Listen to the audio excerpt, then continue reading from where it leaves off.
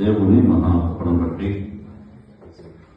ప్రభువైన దేవుడు ఈ 2024 సంవత్సరంలో 25వ తారీఖున ప్రవేశించి ఉదయకాల పరిచయలోను మధ్యాహ్నం కూడికలోను తిరిగి రాత్రి కూడా వాతావరణ పరిస్థితులు అనుకూలంగా లేనప్పటికీ దైవ సన్నిధిలో చేరి దేవుని స్తుతించడానికి కీర్తించడానికి ప్రభువారు ఇచ్చిన అవకాశాన్ని బట్టి ప్రభుని స్తుతిస్తూ మహిమపరుస్తున్నాం.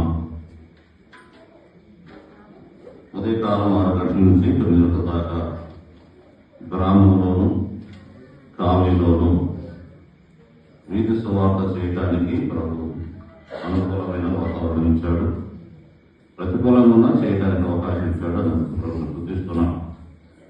తిరిగి మధ్యాహ్నం 12 గంటల తర్వాత 2 గంటల దాకా ఉదయకాలం కూడికలో ప్రభు సహాయం చేశాడు. సహోదరులు పాటలు పాడారు. కొంత సమయం దేవుని వాక్యాన్ని వినడానికి ప్రభు సహాయం చేశాడు. పరిశుద్ధ గ్రంథంలో నుంచి యేసుక్రీస్తు వారి యొక్క పుట్టుకను గురించి మత్తయి సువార్తలోను లూకా సువార్తలోను రాబడిన సంగతుల్లో మనం మధ్యాహ్నం వినటానికి సహాయం చేశాడు. ఆయన పుట్టుక, ఆయనలో ఉన్న 3 మంచి లక్షణాలు: ప్రేమ కలిగిన వాడు, పవిత్రుడు, క్షమించేవాడు అని 3 విషయాలు క్లుప్త వివరణ ఉదయకాలంలో మధ్యాహ్నం పుట్టుకు వినడానికి ప్రభు సహాయం చేశాడు. రాత్రి సమయం సహోదరులు 8 గంటలకి ప్రారంభించారు. నేను సోమవారం పరిచర్యకి రావడం జరిగింది. బాలేశ్వరేను ఇప్పటికీ దాదాపుగా 3 గంటల 40 నిమిషాలు పాటలు పాడారు. ఇది క్రిస్మస్ పండుగ కనుక అందులో సహోదరులు ఇలా వారికి ఉన్న వరాన్ని ఉపయోగించుకోవడానికి అవకాశం ఇవ్వబడింది. చాలా మంది సహోదరులు చక్కగా పాటలను గానం చేశారు. మీకున్న స్వరాలను బట్టి ప్రభువును స్తుతిస్తూ మహిమపరుస్తూ ఉన్నాం. కొద్ది నిమిషాలు ప్రభు అయిన దేవుడు యేసుక్రీస్తు వారు 2024 సంవత్సరాల క్రితం భూమి మీద మానవుడుగా జన్మించిన శుభదినం క్రిస్మస్ శుభదినం. అంటే 2000 సంవత్సరాల తర్వాత ఉన్నవాడు కాదు, ఆయన ఆదిలో ఉన్నవాడు.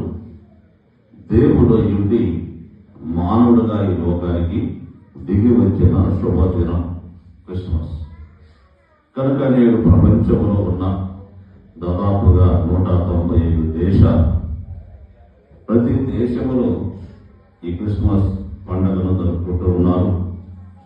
క్రైస్తవులు మాత్రమే కాకుండా అన్యులు కూడా, ఇతరులు కూడా సెమీ క్రిస్మస్. ఈరోజు నిన్న సెమీ క్రిస్మస్ లో మా ఆంధ్రప్రదేశ్ రాష్ట్ర ముఖ్యమంత్రి వర్యులు నారా చంద్రబాబు నాయుడు గారు పాల్గొని క్రిస్మస్ కేక్ కట్ చేసి యేసు ప్రభువారిని గురించిన కొన్ని మంచి లక్షణాలు ఆయన తెలియజేశారు.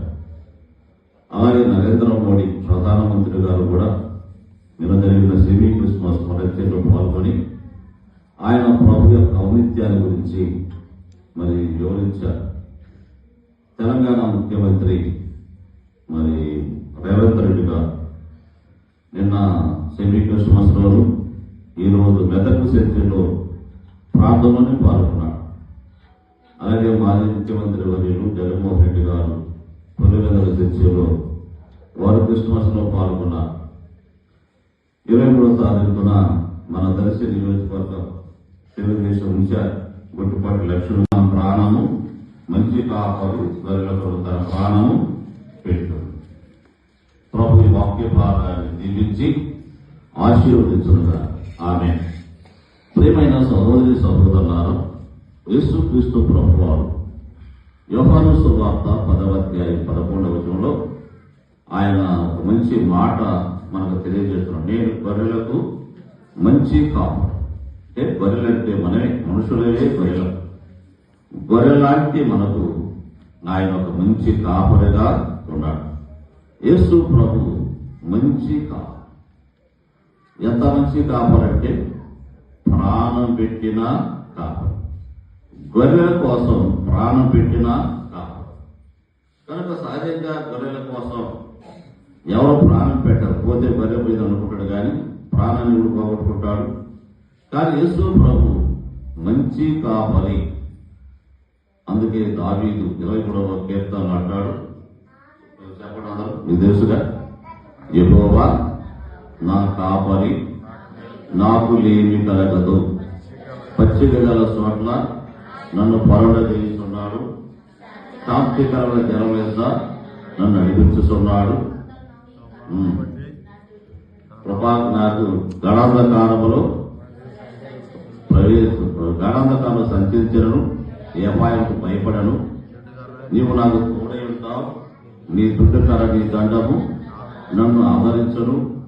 నీ కృపా నీ క్షేమములే నా వెంట వచ్చును. నా గిన్నె నిండి పొరుచున్నది, చిరకాలం యెహోవా మందిరములో నివాసము చేసేదను. ప్రభువు మన కాపరి, పచ్చిక గల చోట్ల వాళ్ళ పరుండ చేసేవాడు. అంటే పచ్చిక అంటే మంచి ఆహారం, ఆత్మీయంగాను భౌతికంగాను మంచి ఆహారం ఇచ్చి పోషించేవాడు, పోషకుడు. శాంతికరమైన జలముల యొద్దకు నడిపించేవాడు. శాంతికరమైన జలం, దేవుని వాక్యం అనే జలాన్ని మనకిచ్చి మన హృదయాలను సేద తెచ్చి శాంతిని ప్రసాదించే ప్రభు.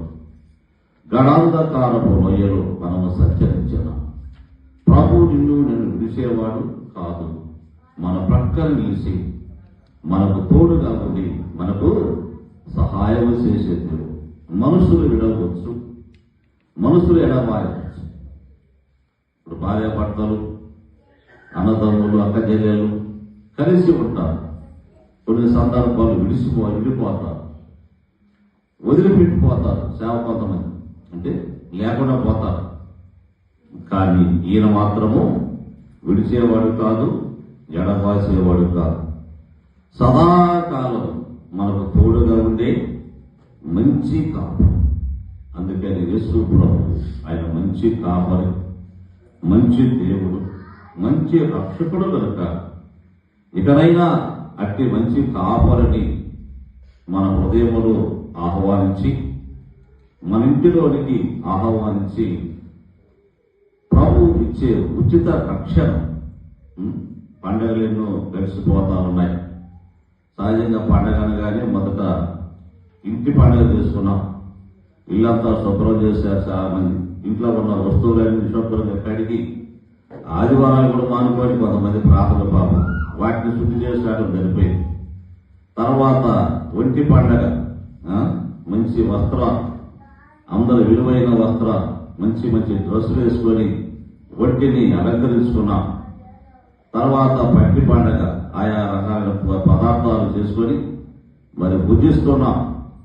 ఇవన్నీ కూడా దేవుడు మనకి ఇచ్చాడు, అవసరమైన మంచిదే. పండగ ఎన్నో కలిసిపోతున్నా మనస్సు మారకపోతే, హృదయంలో యేసుక్రీస్తు ప్రభువుకి స్థానం ఇవ్వకపోతే పండగ వల్ల వచ్చిన ప్రయోజనమేమీ లేదు. ఎవరైతే యేసుక్రీస్తు ప్రభువా నేను నా హృదయంలోకి ఆహ్వానిస్తున్నాను, నా ప్రభువు గారిని